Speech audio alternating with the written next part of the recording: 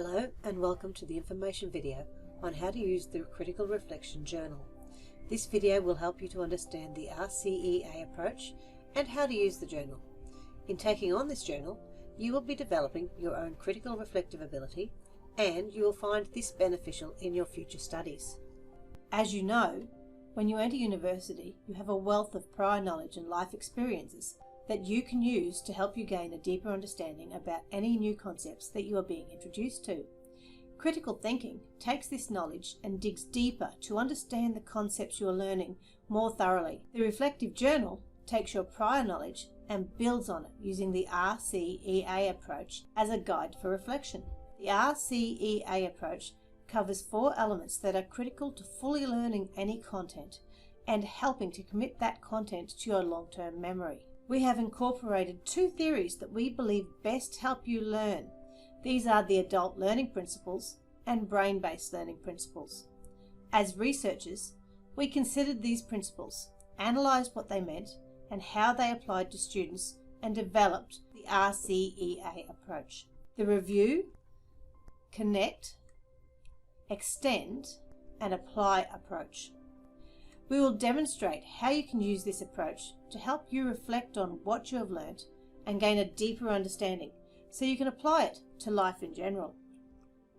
We start with reviewing the content. This is where you consider what content you have just been taught or what you have just read about. You reflect on all the new concepts and write down all that you remember.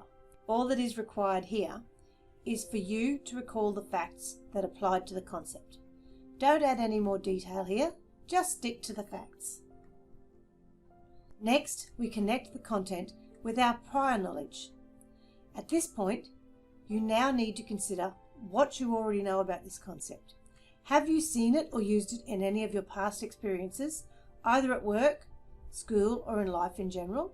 It is important that you make a link to the past somehow. It could just be a slight memory of learning it in high school, or having a conversation around it. But it is that link to the past that is important. Once we have connected, we then need to extend our knowledge. This stage is where the deeper learning happens. You can research further afield to find out more, either through reading, researching on the net, or simply talking to others. Pose questions to yourself. What additional information have you found that you didn't know before? Are there links to other subjects or theories that you found that relates to it? Talk to other students, family or lecturers to extend your knowledge of this concept. Finally, we apply this knowledge. This final stage helps you to cement this knowledge in your long-term memory. The first question you ask yourself is, how can you apply what you have learnt into your life in general?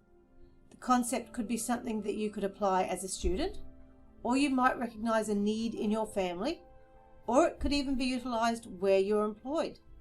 Somehow you need to apply it and recognise how it could be used to enhance something in your world. Visualisation is another tool that can be used here. You can visualise how this could be applied in a specific scenario.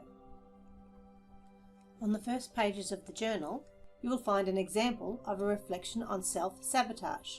We invite you to practice on the following page. We have also included some questions to pose to yourself as you work through the section to help you expand on the RCEA concepts. In the review section, you need to define what the new concept that you have learnt is and break it down to the main facts about the concept. In the connect section, think about where in your life experiences you have seen evidence of this concept, either in yourself or others around you. Have you used this concept or simply seen it in others? In the extend section, you need to see what else you can find out about this concept. Think about where you could find new knowledge, talk to others about the concept and get their opinion, or do some research and look up information around this concept.